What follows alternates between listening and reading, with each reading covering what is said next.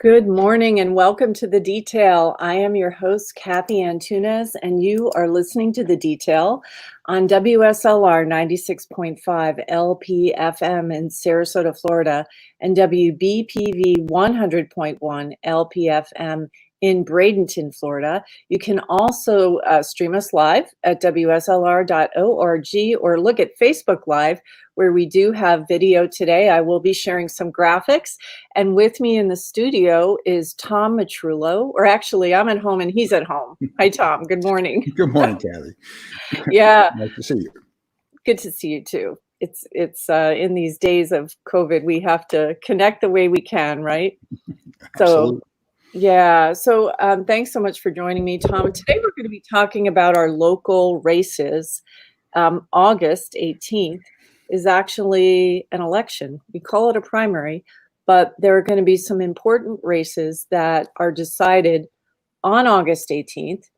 And so regardless of your party affiliation, everybody can vote on August 18th. And we're going to be choosing our sheriff and school board members on August 18th. So why don't we kick it off? And then I would just want to walk through all of the other, there's a bunch of important races, Tom, happening. And you and I focus on local politics. But first, why don't you share a bit about your background? Because you've lived here for a while and you're a journalist and involved, you're an activist. Tell us about yourself.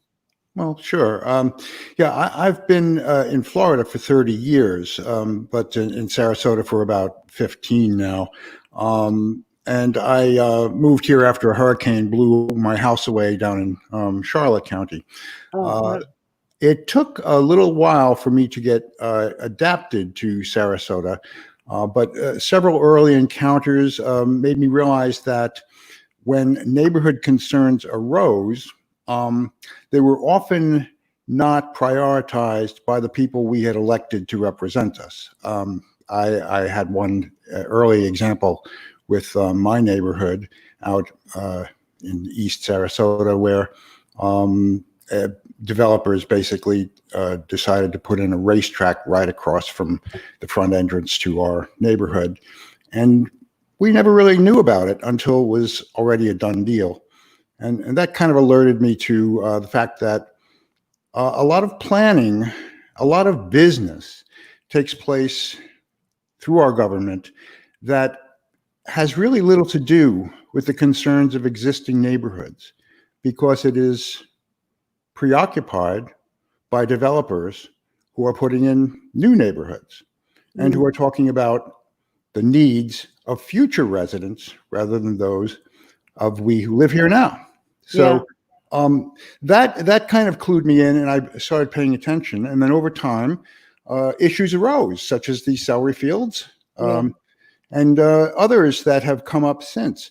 So I don't, without getting into all that now, I just want to say, I think I've become attuned to the way this county operates. And we have created a nice website, which we can talk about if you want, that tries to offer information about what candidates are running this year and how people can access information about them. And you also are a retared journalist as well. Oh, yes. I worked for the Herald Tribune for about 10 years. By the way, by the way. Let's kick it off. The sheriff's race. This is an unusual situation. In Florida, we have what's called, we can have universal primaries. And because you had posted on social media, the sheriff's race, why isn't this being done in November? Yes. And Paul Fern is a Republican, and Kurt Hoffman, who is currently with the sheriff's office, he's the deputy sheriff, I believe, and he is also a Republican.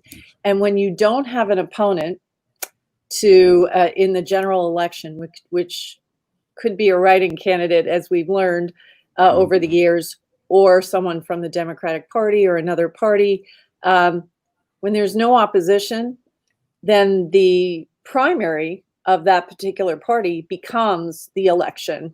It's not moved to November, but it does become the election itself, and everybody can vote.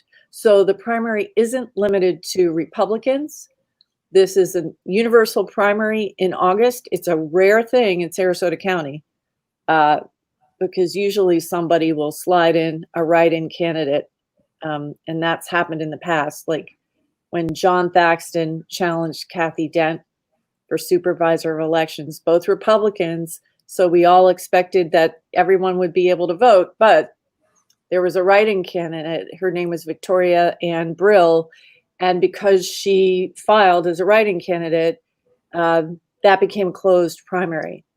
And then she withdrew and there was no opposition. That's typically the tactic. That didn't happen this time. Right. And now the Democrats may actually, if Republicans split on these two candidates, who knows if they will or not, but the Democrats and other party affiliated and nonpartisan voters are going to have a big say about who the next sheriff is.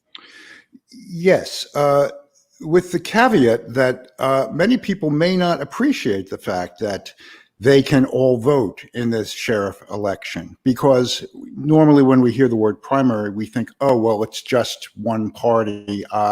But you get a ballot and it shows the sheriff should be on everybody's ballot this year. Yeah.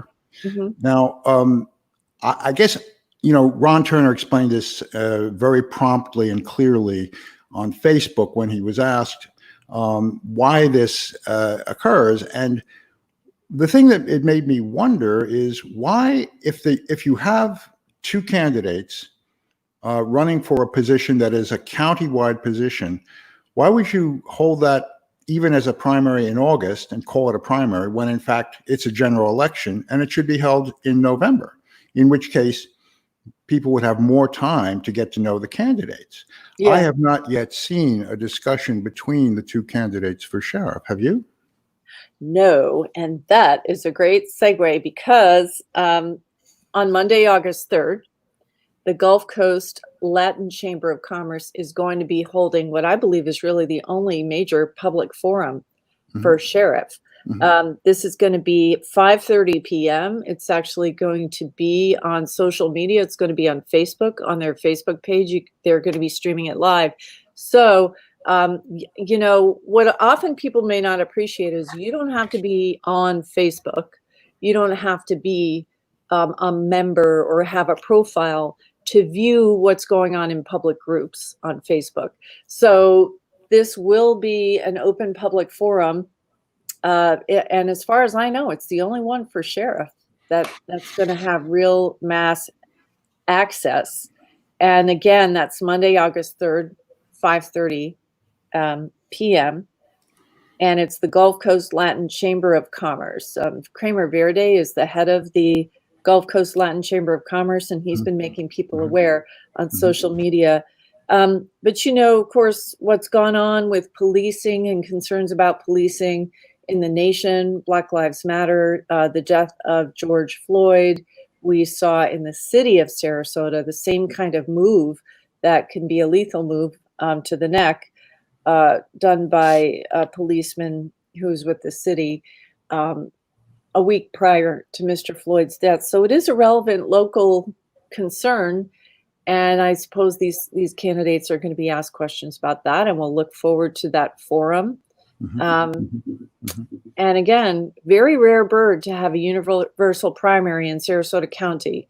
So everybody out there, be sure to, if you're not registered to vote, actually the deadline has passed for the August 18th primary/election.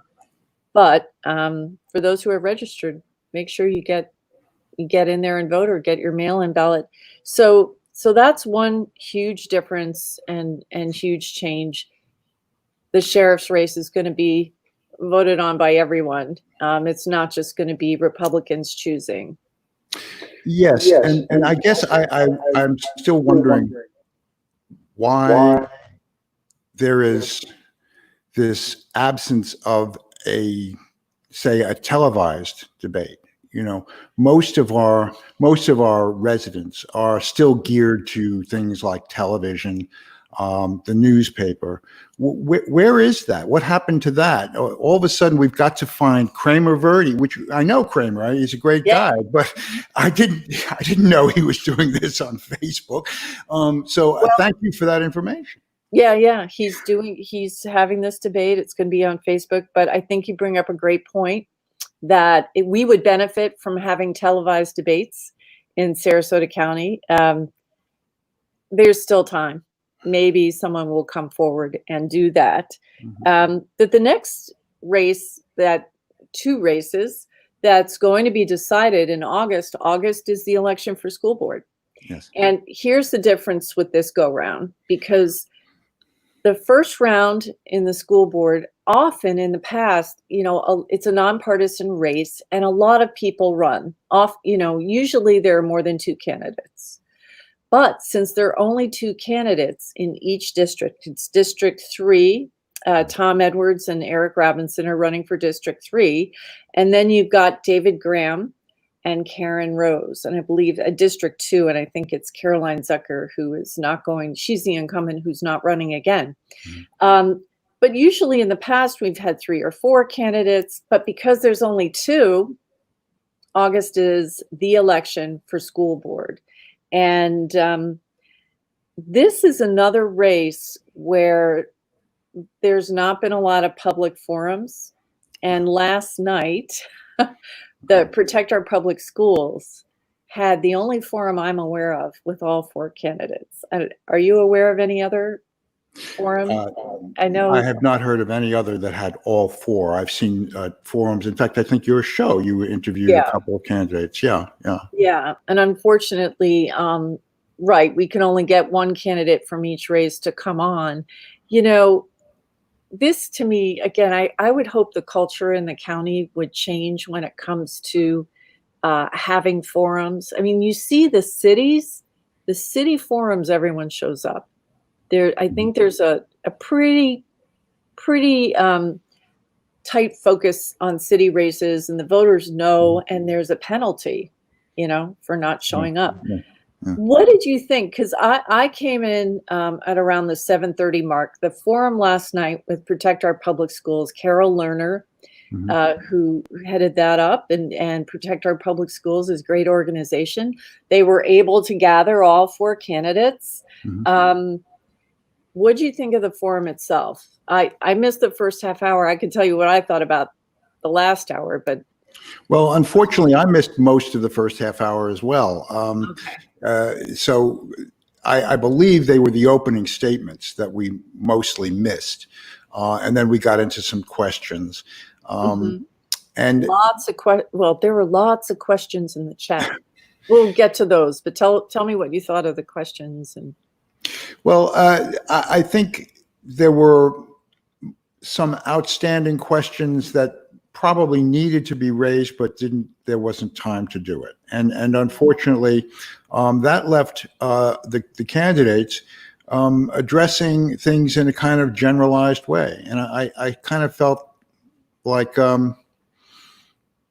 I wasn't being informed about the specific areas in which candidates were concerned and distinguished themselves.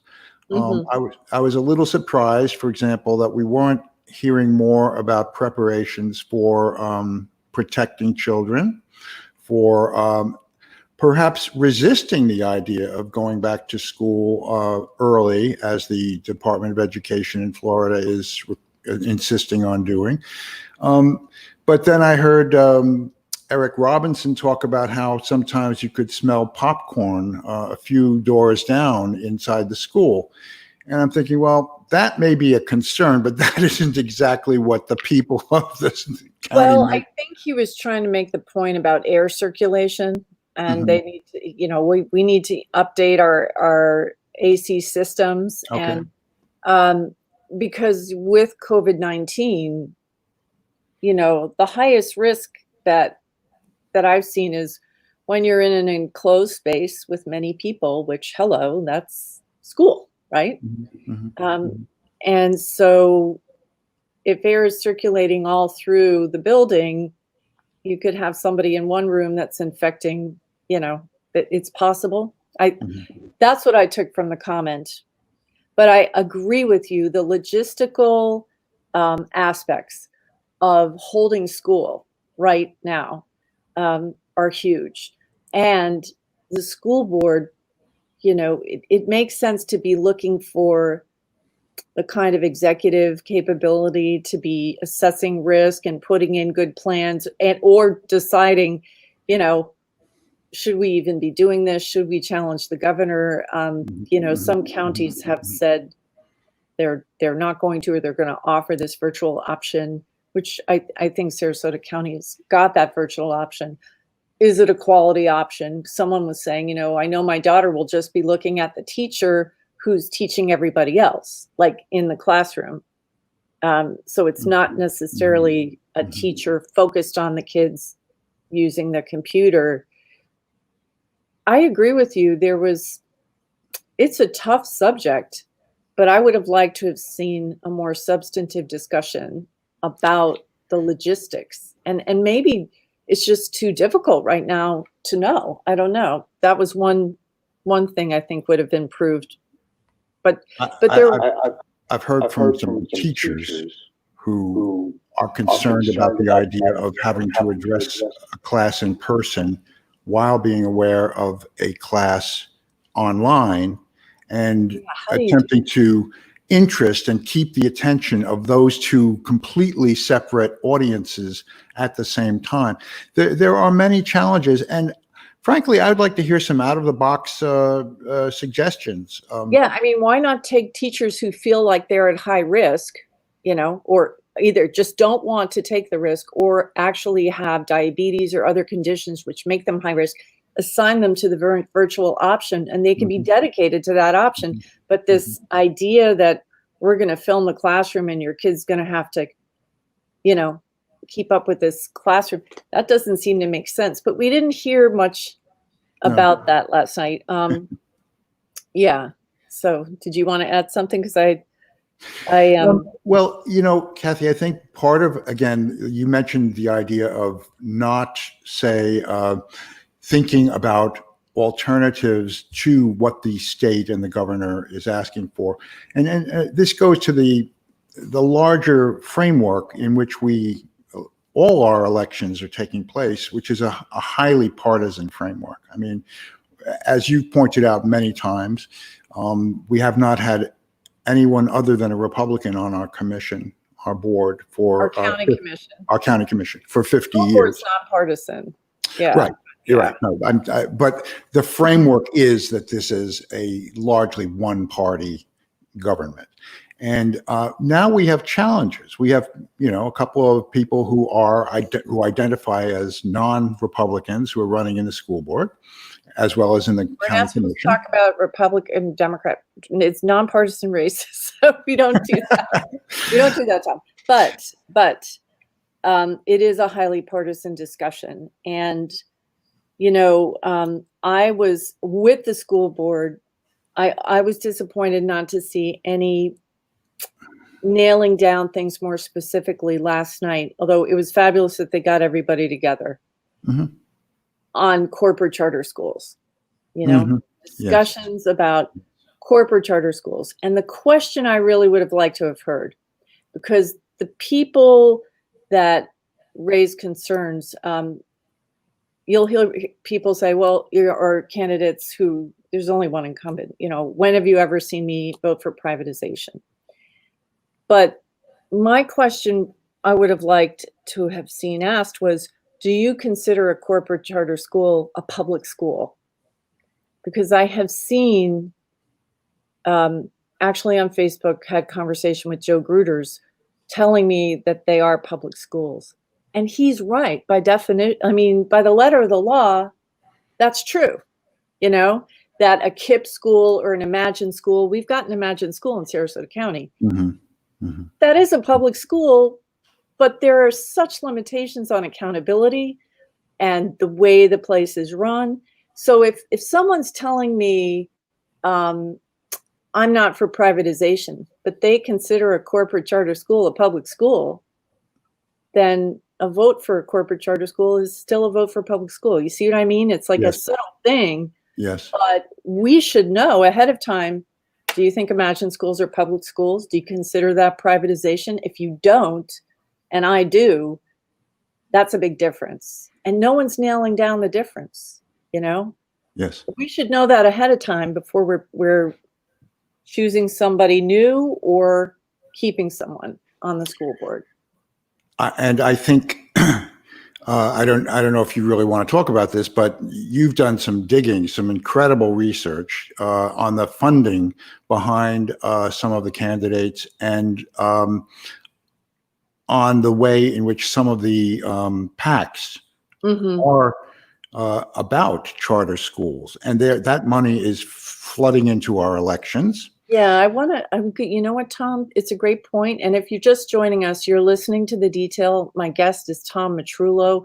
We're talking about the August, I'm going to call it an election, because the sheriff and the school board races will be decided in August. And everyone, no matter what your party affiliation is, all of you can vote in those races. But I do want to go, if you're looking at us live online, I will be sharing some graphics to illustrate what you're talking about. Just some of the PACs that have a local connection, and there is clear money of advocates for at one particular advocate I'm going to look at for corporate charter schools.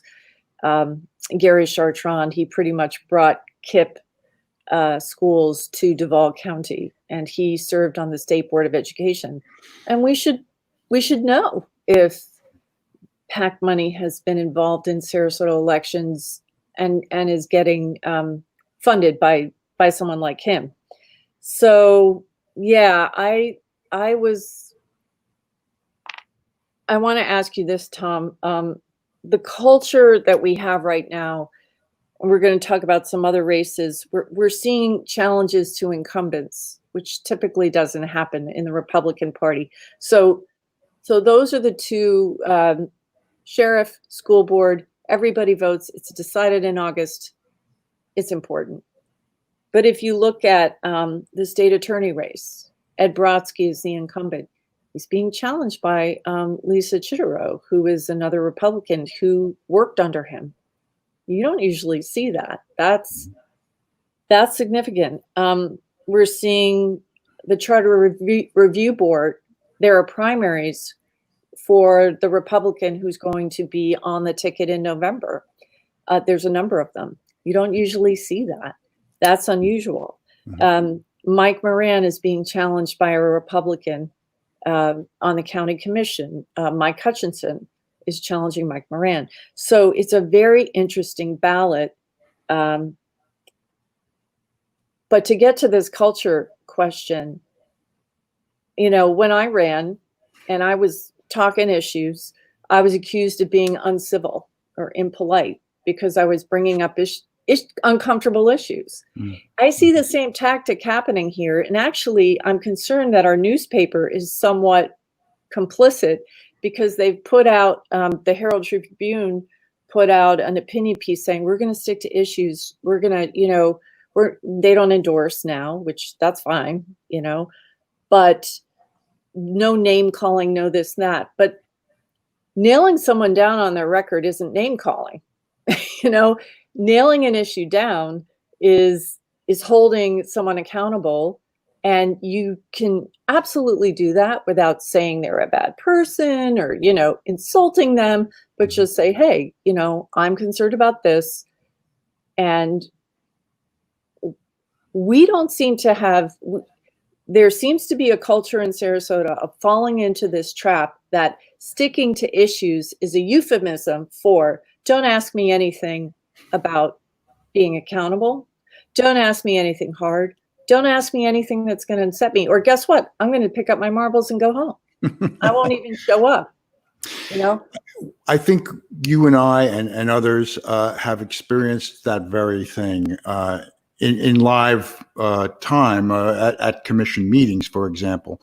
But yes, the broader picture is we have a kind of a monoculture. Instead of there being a diversity of views represented on our boards, We have boards that essentially are working all from the same playbook. They accept the same premises. For example, that developers are a priority for the county. Um, the, the generation of business is the business of our government.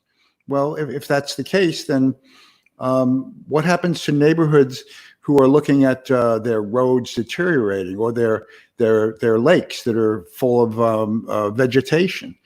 These things that used to be taken care of, now they're not. They're being neglected in favor of a preoccupation with Moat Marine, building a new fancy, shiny object at Benderson Park. Benderson Park itself was a huge public investment.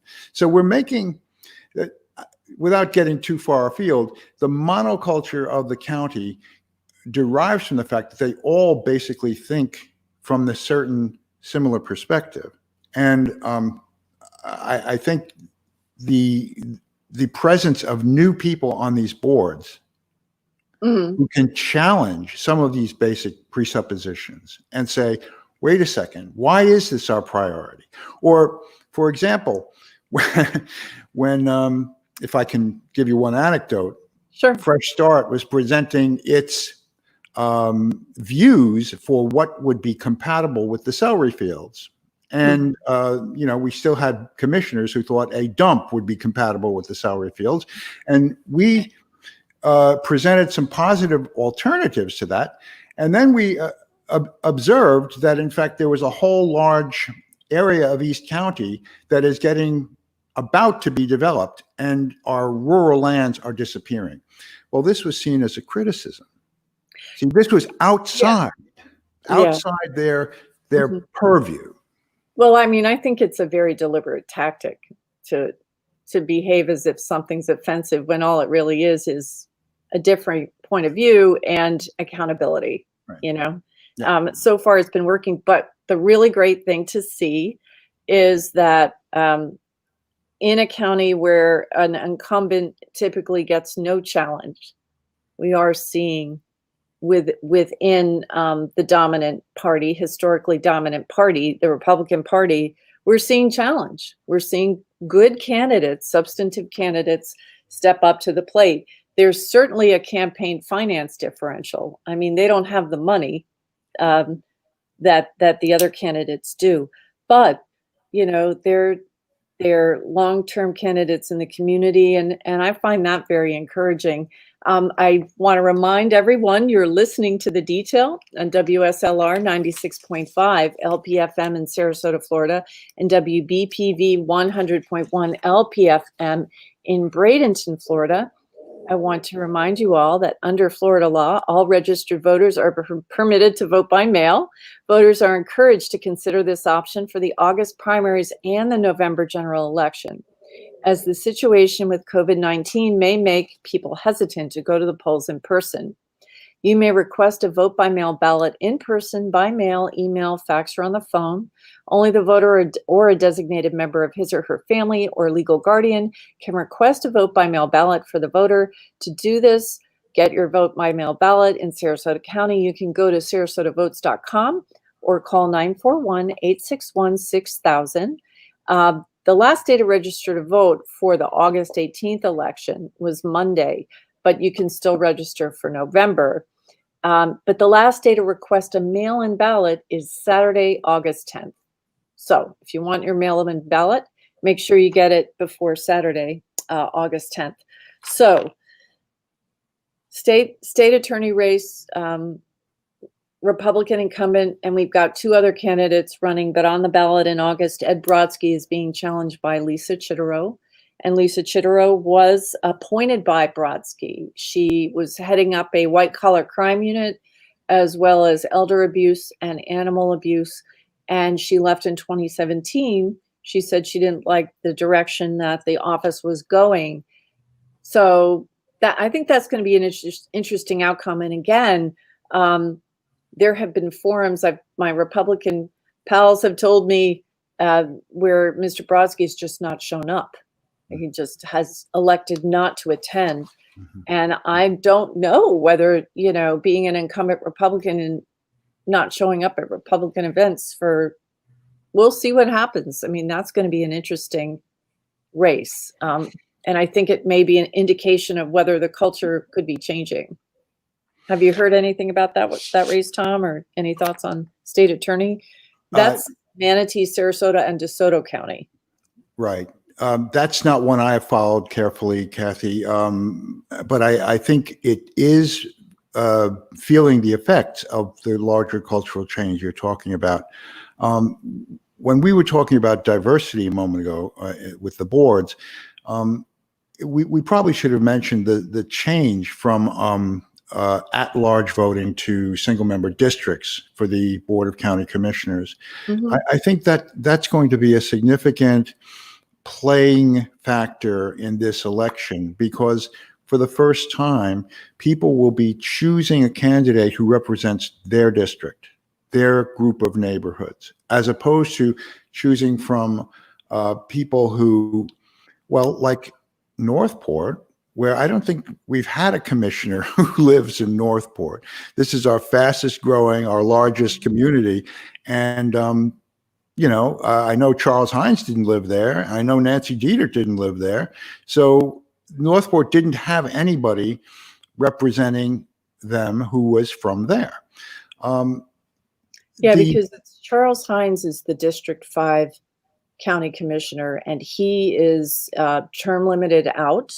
Correct. And what we've got is Ron Cutzinger, District 5 Republican, and Chris Hanks. So 2 Republicans on this ballot for District 5 in Northport. And to your point, and then they are going to face Alice White in November Yes. in the general election. Yes. But and we're working on getting Mr. Cutzinger and Mr. Hanks, on a forum on my show.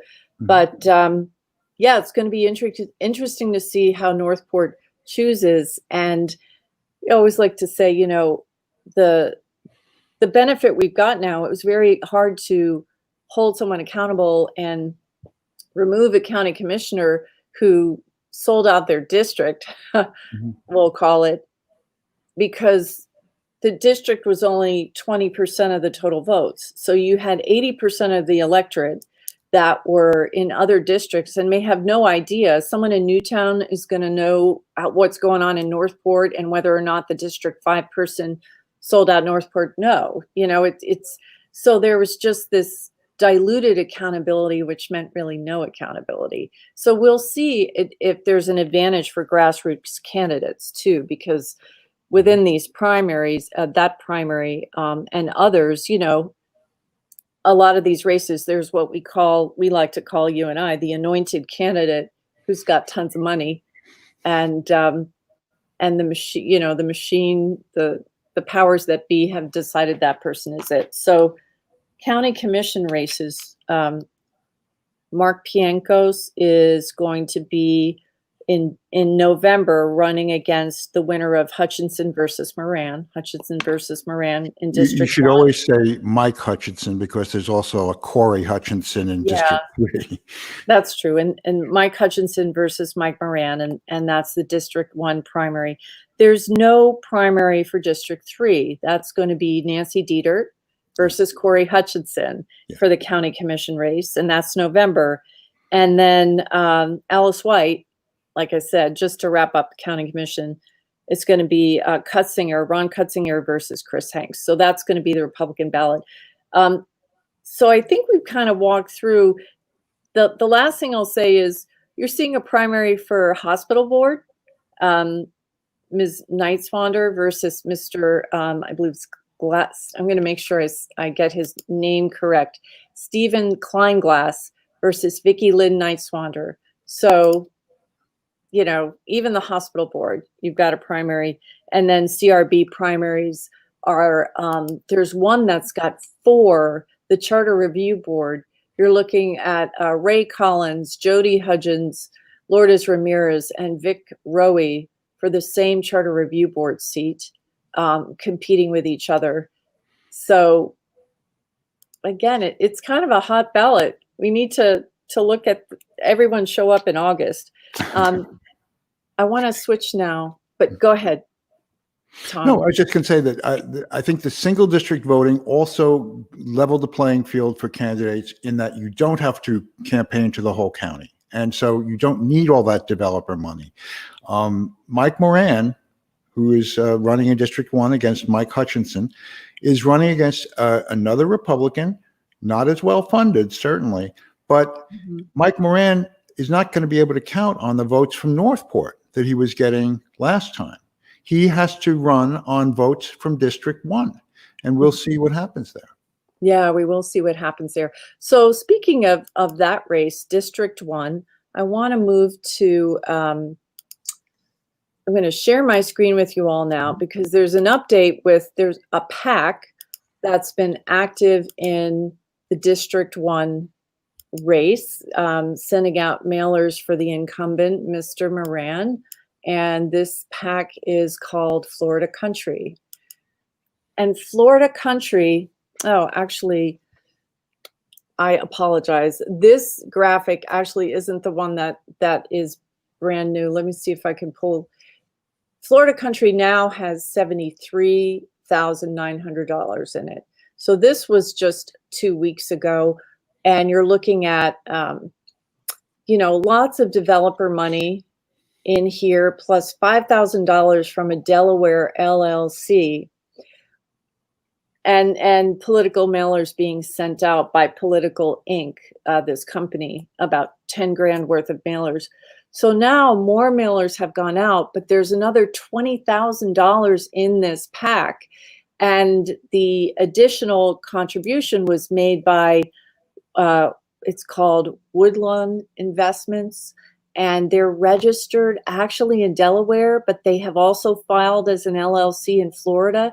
It's a really weird combination. I've never seen that before, where you've got an out-of-state corporation. I mean, it may happen in business, but for a political PAC, a contributor, it's an out-of-state corporation, Delaware, where you can incorporate anonymously. I mean, that's like the whole point, right, of if you really want to be opaque, if you really want to have dark money, then you incorporate in Wyoming or Delaware and donate money from that corporation.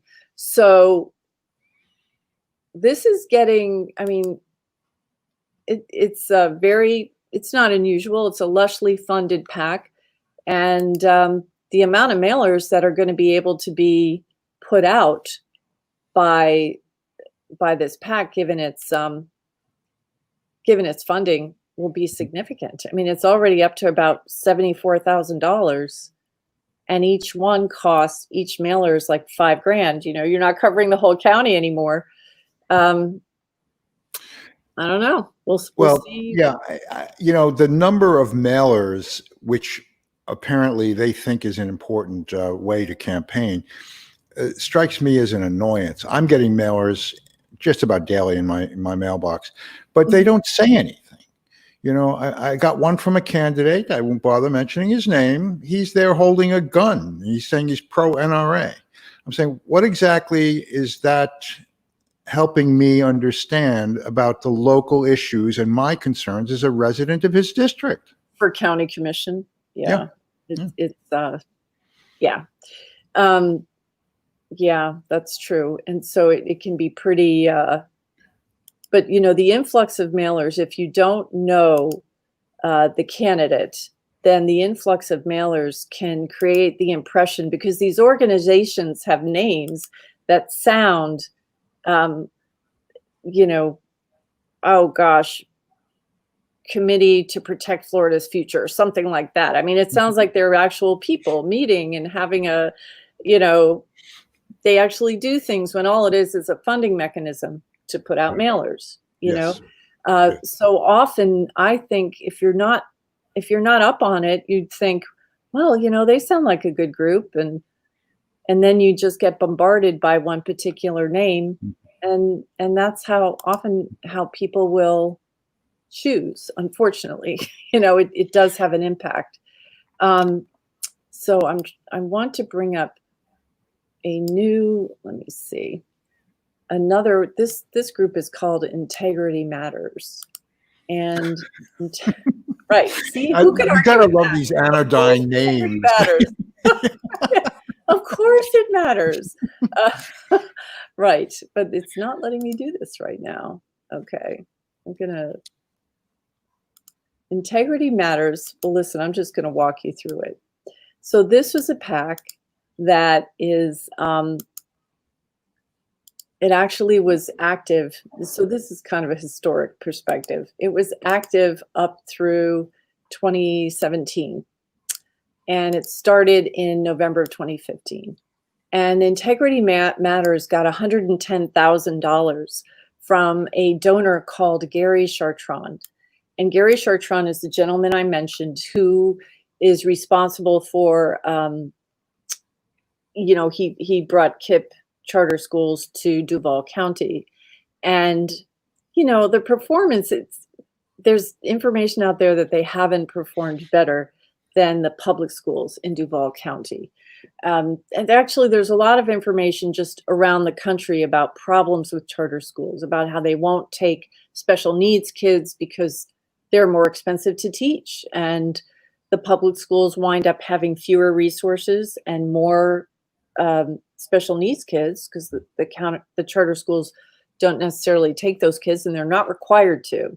So anyway, here you've got $110,000 donation going into a PAC called Integrity Matters. And the total amount that went into Integrity Matters is $175,000. So it's more than half of the total money. It's the lion's share of money donated to that group. And then $100,000 went off into another PAC focused on, let's see, it's called First Coast Values. That was lots of Jacksonville money, but then $5,000 went into Sarasota Citizens for Our Schools. And there was also money from a construction company. And the thing about corporate charter schools is there's two aspects. Of course, there's the education, but real estate interests have a reason to be focused, or construction interests, because the building of the school is often done by a separate but affiliated company. And then the leasing of the school, this affiliated company will lease the building to the corporate charter school for like up to 40% of the school budget. Whereas like an average charter school, and Sarasota Military Academy, Sarasota School of Arts and Sciences, those are homegrown charter schools. They're a different animal. But the average amount going for rent is like 13%. So when you see 40%, that's a huge difference. And then those leases are bundled and sold as investment instruments for Wall Street. So $5,000 going into Sarasota Citizens for Our Schools. And this was a PAC that attacked Carolyn Zucker in the last election. But it's a reasonable question. Was that $5,000 this Gary Chartrand's money? I mean, the whole point is that it's nobody's money because everything's all slushed together. They don't want you to look and see if it's anybody's money. But $5,000 went into Sarasota Citizens for Our Schools from a PAC called Integrity Matters. Then another one, Build Something That Lasts, also gave Sarasota Citizens for Our School. And there the total amount taken in was about $92,000. Build Something That Lasts, tons of Jacksonville money. They gave $30,000 to Sarasota Citizens for Our Schools. And, I think it's a legitimate question to ask. And certainly people have been asked questions running for school board about their job performance, about what kind of work that they do, and do they have time to run for school board or to be on the school board. I know David Graham has been attacked by opponents saying, he's not going to devote, they're claiming he won't devote the time, or his work as a photographer has interfered. Well, I think it's legitimate for Mr. Robinson to answer questions about PAC management, and does that interfere? and there's over $460,000 of money from Gary Chartrand in these PACs that have been managed by Eric Robinson. And so I that's a question I would have liked to have asked him. And I would have liked to have seen these questions last night on the POPs, the Protect Our Public Schools.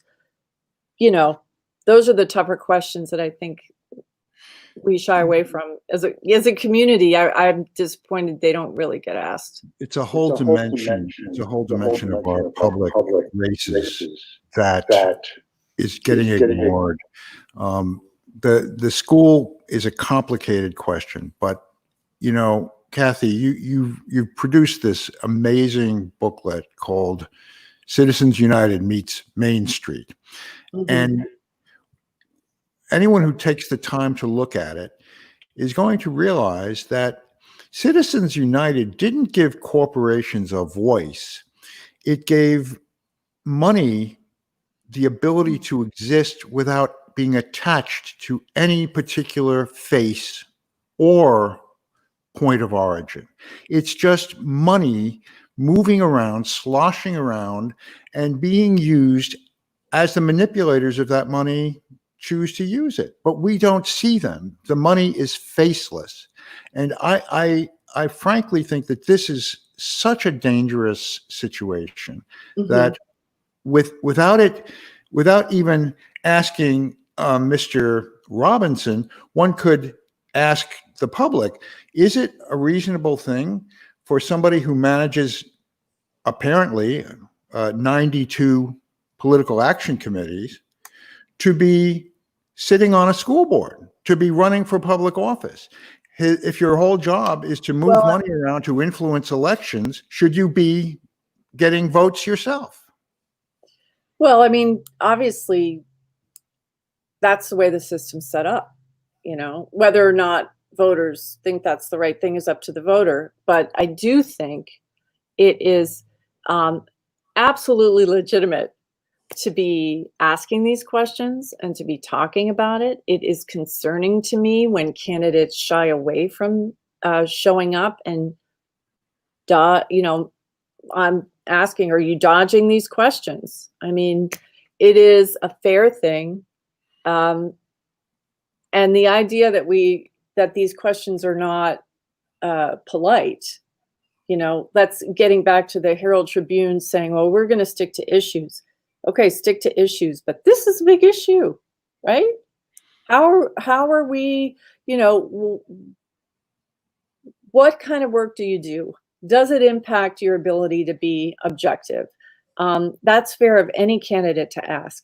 And looking at how PACs have impacted our elections, because in the research I've shared, it goes back to 2012. It was right after Citizens United. We started seeing in Manatee and Sarasota County these PACs getting involved and really changing things. It was Frank Kovach. I quote him a lot because when he declined to run again in 2016, he didn't say, he had been on the school board for 16 years.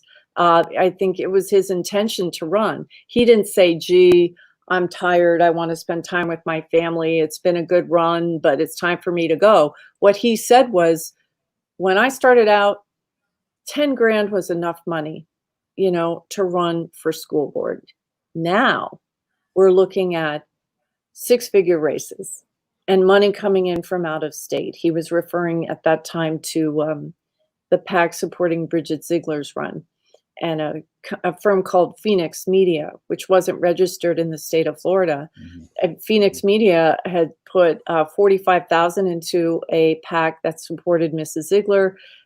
They also put $75,000 into a PAC that attacked Lourdes Ramirez. And it's interesting because it's the Republicans who really got attacked. I mean, you can't really call this a party issue because Republicans are attacking Republicans here. But, you know, Frank Kovach, who was the incumbent, said, I'm out. I don't want to deal with this.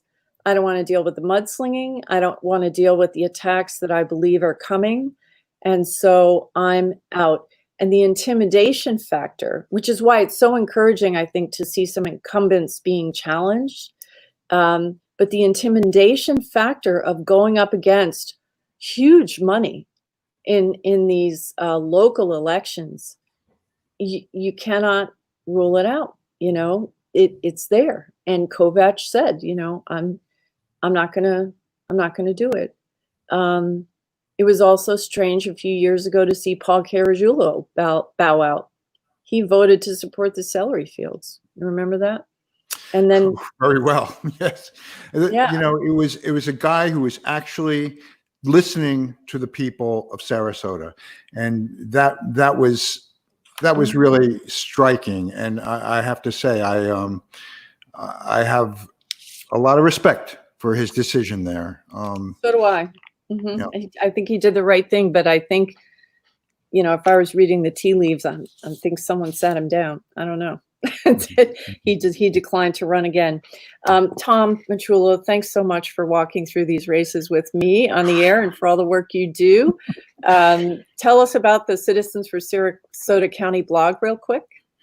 Oh, well, we do have a blog called Citizens for Sarasota County. We also have a new blog, which is on the Citizens for District Power website. And Citizens for District Power is designed to maximize information by district for the candidates that are running, so that anybody who's interested in single member district voting can go there and find out about their candidates, who's running, what they've done, and it will be added to as the season goes along. Okay. So yeah, what is it? Citizens for District, cdpower.org is the website. Okay. All right. Well, everyone, you've been listening to The Detail on WSLR 96.5 LPFM in Sarasota, Florida, and WBPV 100.1 LPFM in Bradenton, Florida. I want to remind you, you can vote by mail. It's easy. All registered voters are permitted to do this in Florida. If you want to request a vote by mail ballot, given what's going on with this pandemic, you may not feel comfortable going to the polls. You can email, fax, phone, or mail the supervisor of elections. Only you, the voter, or a member of your immediate family designated member can ask for a ballot or a legal guardian. To request it over the phone, call 941-861-6000, or you can go to sarasotavotes.com. And I also want to remind you all that the Sheriff Forum, run by the Gulf Coast Latin Chamber of Commerce, is going to be Monday, August 3rd at 5:30 p.m. So it's Monday, August 3rd, 5:30 p.m. It will be on Facebook Live. You don't have to be a member of Facebook to participate, to watch. You can just go look up Gulf Coast Latin Chamber of Commerce, that page on Facebook, and you'll be able to see it. Thanks so much for listening. Be sure to vote. It matters. Be sure to research your local candidates. That matters. And make it a great day. Be sure to stay tuned to my friend, Carlos Pagan and Mid Tropics. Thanks so much for joining us.